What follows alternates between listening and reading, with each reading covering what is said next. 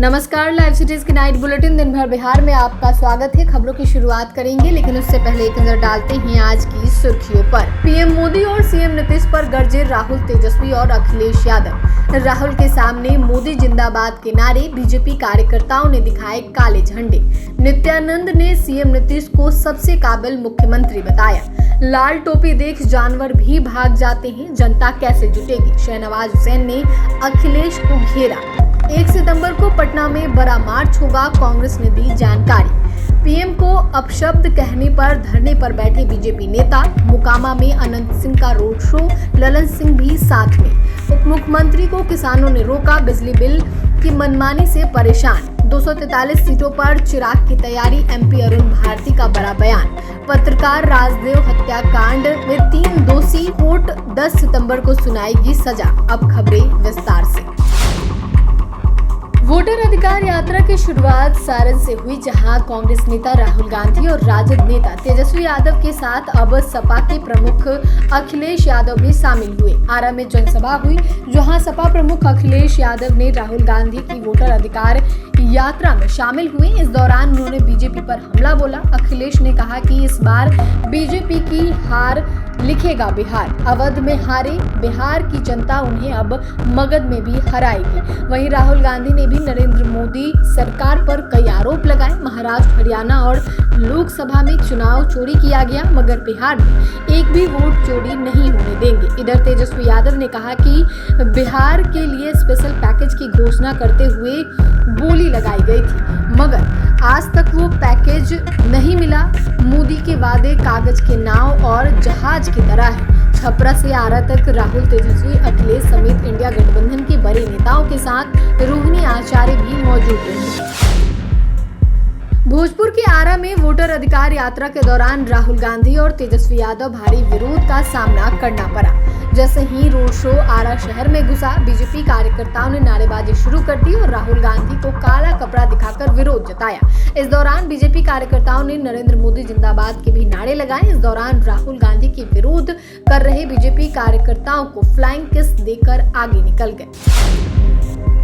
बिहार के अलग अलग जिलों में एनडीए कार्यकर्ता सम्मेलन हुआ। सम्मेलन में बड़े बड़े नेता पहुंचे। संजय झा, दिलीप जायसवाल, गिरिराज सिंह, नित्यानंद राय समेत कई नेता शामिल हुए। इस दौरान कांग्रेस राजद पर हमला किया। नित्यानंद राय ने कहा कि राहुल गांधी की वोटर अधिकार यात्रा पूरी तरह असफल रही है। बिहार के लोगों ने इस यात्रा को नकार दिया है। यात्रा में केवल विधानसभा चुनाव के टिकट के इच्छुक लोग शामिल हो रहे हैं। नित्यानंद राय ने नीतीश कुमार को सबसे काबिल मुख्यमंत्री बताया।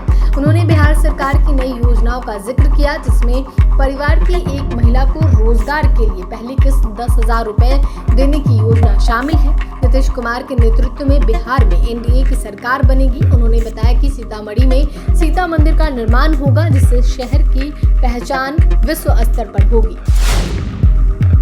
बीजेपी के राष्ट्रीय प्रवक्ता शहनवाज हुसैन ने सपा प्रमुख अखिलेश यादव पर निशाना साधा। उन्होंने कहा कि अखिलेश यादव जो लाल टोपी पहनकर बिहार आए हैं, उन्हें देखकर तो जानवर भी भाग जाता है। जनता कहां से जुटेगी। वो लोकसभा चुनाव में कुछ सीट जीतकर ज्यादा ही इतराने लगे हैं। बिहार की जनता उनके बहकावे में आने वाली नहीं है। पटना कांग्रेस ऑफिस के पास झड़प मामले पर शहनवाज हुसैन ने कहा कि यह बीजेपी की कोई योजना नहीं थी।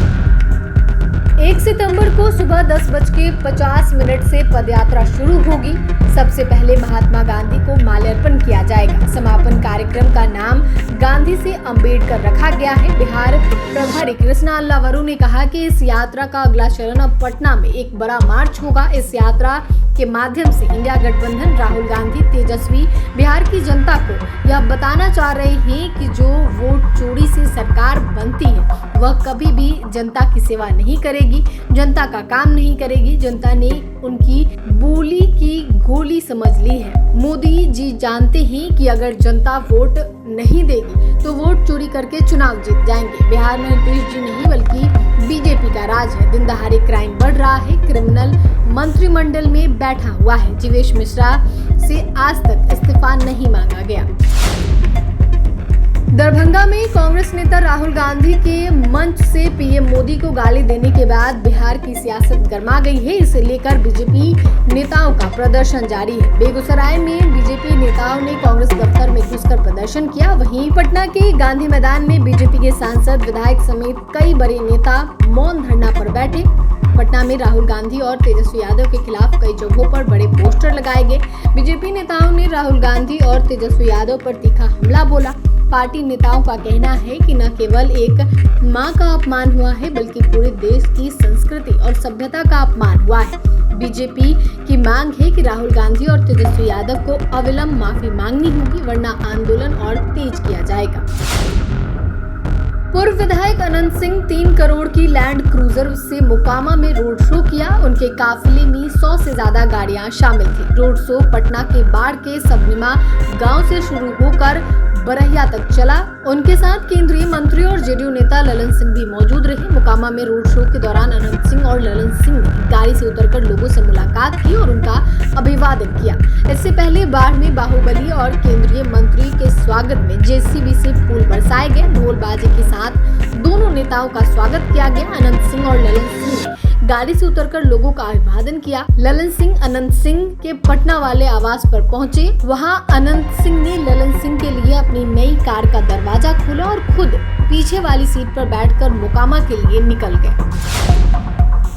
उप मुख्यमंत्री विजय सिन्हा अपने विधानसभा क्षेत्र लखीसराय की ओर जा रहे थे। इस दौरान गंगासराय में किसानों ने उनका काफिला रोक दिया और प्रदर्शन करने लगे। सभी किसानों ने उप मुख्यमंत्री से अपनी समस्याएं सुनाई, साथ ही एक ज्ञापन भी सौंपा। ग्रामीणों ने कहा कि पिछली बार 3 महीने तक बिजली बिल 365 आया था, लेकिन इस बार विभाग ने 3 गुना ज्यादा बिल भेज दिया है, जबकि 2 महीनों से खेतों में बिजली की लाइन कटी पड़ी है, खेत पानी में डूबे हैं और ट्रांसफर जला हुआ है। शिकायत और आवेदन देने के बावजूद विभाग ने कोई कार्रवाई नहीं की है। कई किसानों ने बताया कि पिछले 2 साल से खेतों में तार गिरे हुए हैं, लेकिन मरम्मत तक नहीं हुई।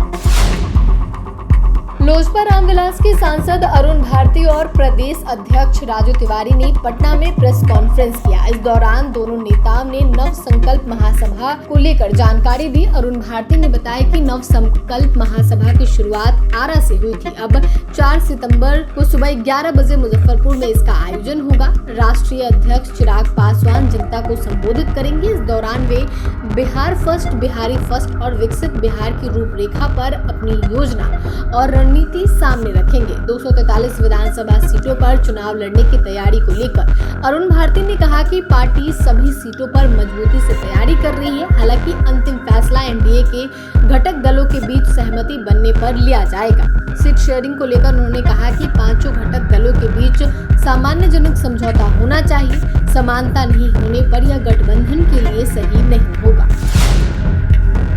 सिवान के पत्रकार राजदेव रंजन हत्याकांड में 3 आरोपियों को मुजफ्फरपुर की विशेष सीबीआई कोर्ट ने बरी कर दिया है। कोर्ट ने विजय कुमार गुप्ता, रोहित कुमार सोनी और सोनू कुमार गुप्ता को दोषी करार दिया है। लड्डन मियां, ऋषु कुमार जायसवाल और राजेश कुमार को सबूत के अभाव में बरी कर दिया गया है। 10 सितंबर को दोषियों को सजा सुनाई जाएगी। फैसले के बाद राजदेव की पत्नी आशा रंजन ने कहा कि लंबे अरसे बाद आज वह दिन आया जब कोर्ट ने अपना निर्णय सुनाया। मेरी यही इच्छा है कि पति के हत्यारों को कड़ी से कड़ी सजा मिले। कई लोगों ने राजनीतिक लाभ उठाने की कोशिश की, लेकिन हमें वैसी मदद नहीं मिली जैसी मिलनी चाहिए थी।